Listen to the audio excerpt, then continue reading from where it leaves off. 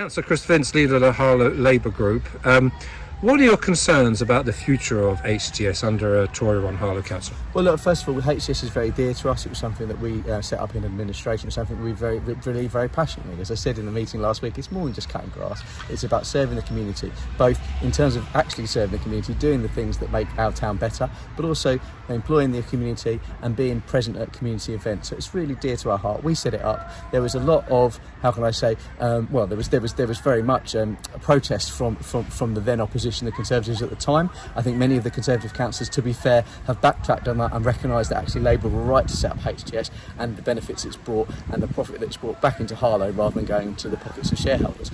We had assurances from the previous portfolio holder, Councillor Charles, about his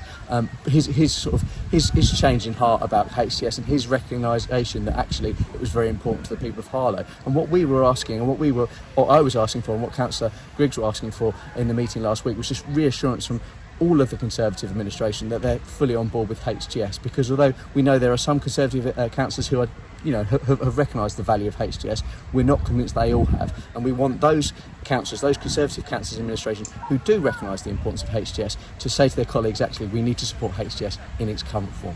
Do you feel, Councillor Griggs, reassured?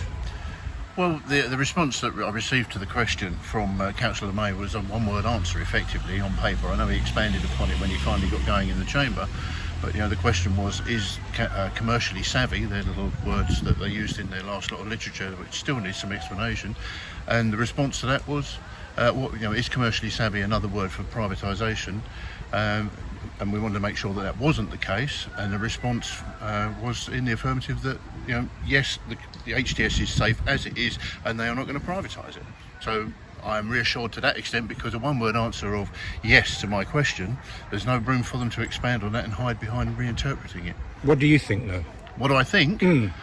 I think they're going to find different ways of doing things. I mean, if you read their new business plan, which is quite an interesting document, in particular, if you suffer from insomnia, have a go.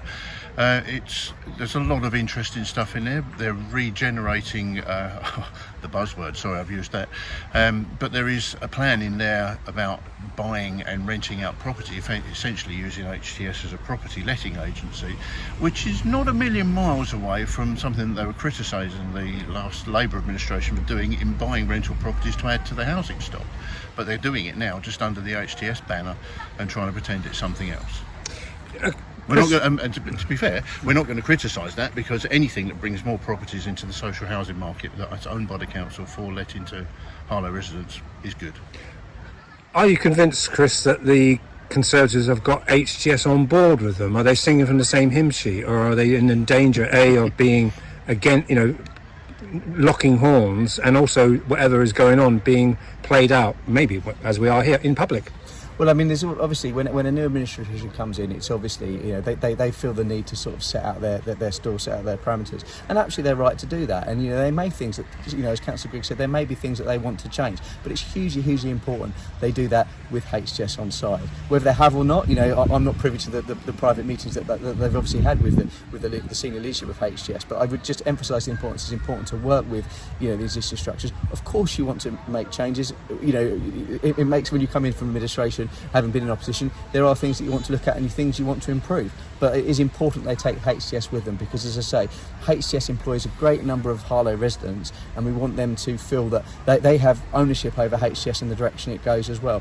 Councillor Griggs raised some very interesting points about the business plan, and as you know, I was on the shareholders subcommittee when we discussed the business plan. And as I say, there's some very interesting parts of that document that do need further scrutiny, and that's our role as opposition, to scrutinise and to challenge where we feel necessary. We absolutely want HTS to grow. We recognise the need for it to take on, or the desire for it to take on third-party work, but it's so important that core services that matter to people in Harlow are protected.